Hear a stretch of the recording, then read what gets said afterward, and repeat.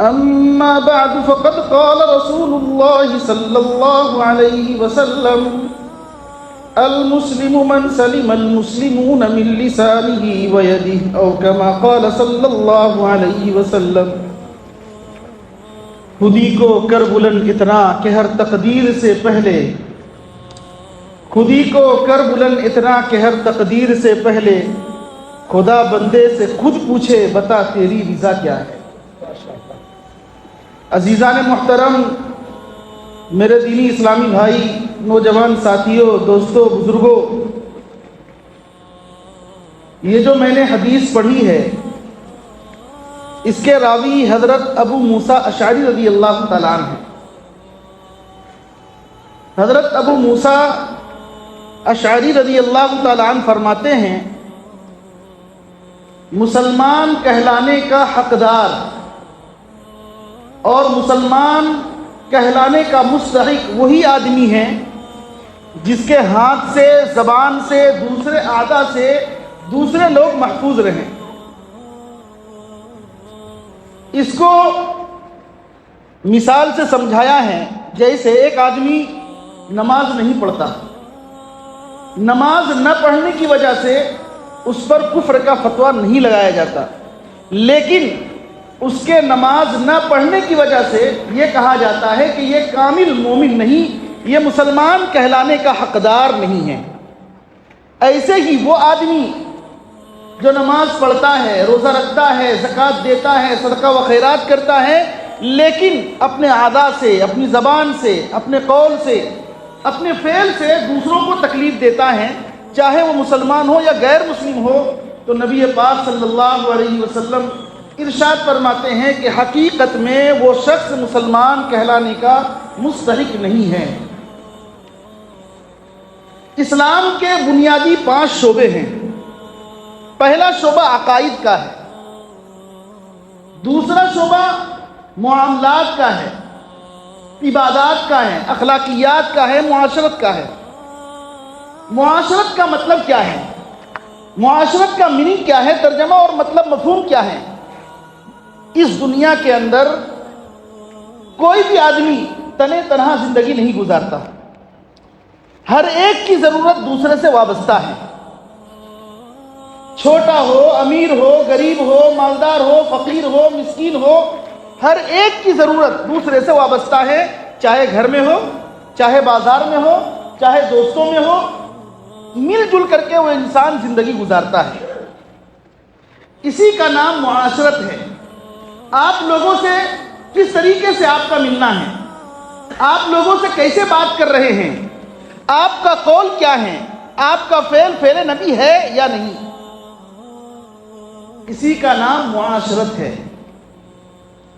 ایک آدمی اگر علل ٹپ طریقے سے زندگی گزارتا ہے، کسی چیز کا خیال نہیں رکھتا، اللہ نے اس کو کیا حکم دیا ہے اس کی طرف توجہ نہیں کرتا، نبی پاک صلی اللہ علیہ وسلم کا فرمان کیا ہے وہ اپنی زندگی میں لانا نہیں چاہتا، تو ایسا انسان جی کر کے بھی اس کا نہ جینا بہتر ہے، کیونکہ اگر ہمارا عمل نبی پاک صلی اللہ علیہ وسلم کے خلاف ہوگا، اللہ تعالیٰ کے پیغامات کے خلاف ہوگا، تو حقیقت میں ہم کمزور ہیں، حقیقت میں ہم مسلمان کہلانے کے لائق اور مستحق نہیں ہیں۔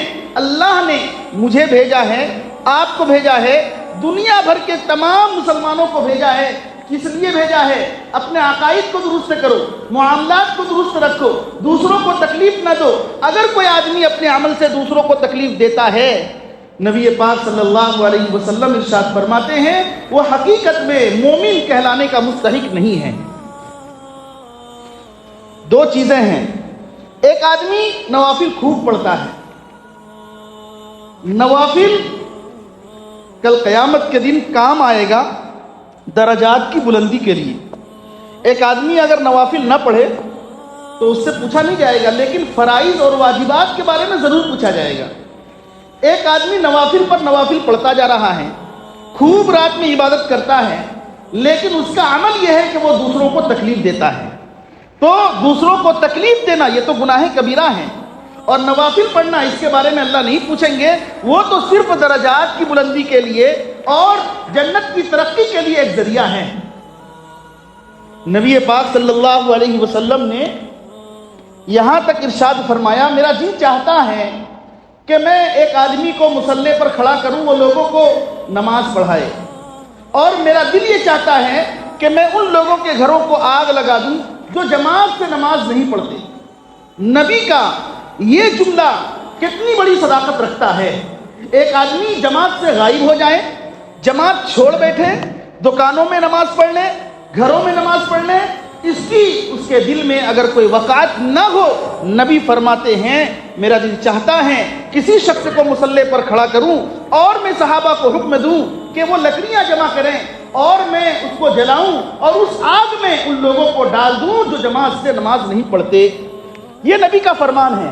لیکن نبی نے یہ بھی ارشاد فرمایا، اگر کوئی جماعت میں نہیں آتا ہے اس لیے کہ اس کے کپڑے خراب ہیں، اس کی بدبو کی وجہ سے لوگ اس سے کراہت محسوس کرتے ہیں، تو شریعت نے کہا ہے اب آپ کو جماعت سے نماز نہیں پڑھنا ہے بلکہ گھر میں نماز پڑھ لیجئے، کیونکہ آپ کے کپڑے کے تعفن کی وجہ سے، آپ کے جسم کے بدبو کی وجہ سے نماز میں جتنے لوگ ہوں گے سب کراہت محسوس کریں گے۔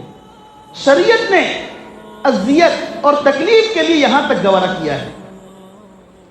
یہ کوئی معمولی چیز نہیں ہے، ہمیں غور کرنا ہے، سوچنا ہے اللہ تعالیٰ نے ہمیں کس مقصد کے لیے دنیا کے اندر ہمارا وجود بخشا ہے۔ ایک انسان جب سوچتا ہے، غور و فکر کرتا ہے، وہ ترقی کرتا ہے، آگے بڑھتا ہے، ایمان میں مضبوطی آتی ہے۔ اور جب آدمی سوچنا چھوڑ دے، بے ڈھب طریقے سے زندگی گزارے، تو اس سے کہا جائے گا جب اس کا انتقال ہوگا یا آخری وقت ہوگا تو اس کی زبان سے نکلے گا، لوگ کہیں گے کہاں گئے تھے؟ کہیں نہیں، کیا لائے؟ کچھ نہیں۔ تمہاری زندگی کو تم نے بنایا نہیں، زندگی کو تم نے سنوارا نہیں، زندگی کو راہ راست پر لایا نہیں، تو کیسے کامیابی تمہیں ملے گی؟ اس لیے کسی کو اذیت پہنچانا، تکلیف پہنچانا یہ انتہائی خطرناک عمل ہے۔ اللہ تعالیٰ نے اپنے بندوں کو حکم دیا ہے کہ اللہ کے پکڑ سے بچو، اگر تم دوسروں کو تکلیف پہنچاؤ گے تو میری پکڑ سے تم بچ نہیں سکتے۔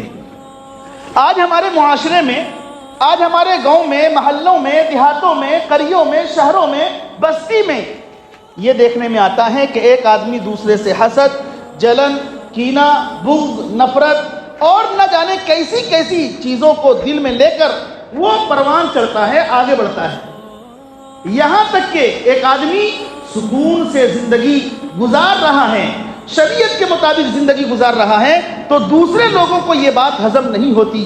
وہ یہ چاہتا ہے کہ اتنے اچھے طریقے سے کیسے رہ رہا ہے، اس کے بارے میں آناکانی کرتا ہے، کھود کریت کرتا ہے، یہ کیا کرتا ہے ذرا اس سے ہم سمجھیں، یہ تو کمزور تھا، آج بالکل سکون سے کیسے زندگی گزار رہا ہے۔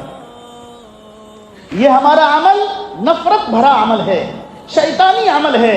اگر اس شیطانی عمل کو ہم نے اختیار کیا ہے تو گویا کہ ہم شیطان کے دوست ہو گئے، رحمان کے دوست نہیں ہوئے۔ رحمان تو کہتا ہے کہ لوگوں کے ساتھ بھلائی سے پیش آؤ، اچھے طریقے سے پیش آؤ، نفرت نہ کرو، دشمنی پیدا نہ کرو، بغض مت رکھو۔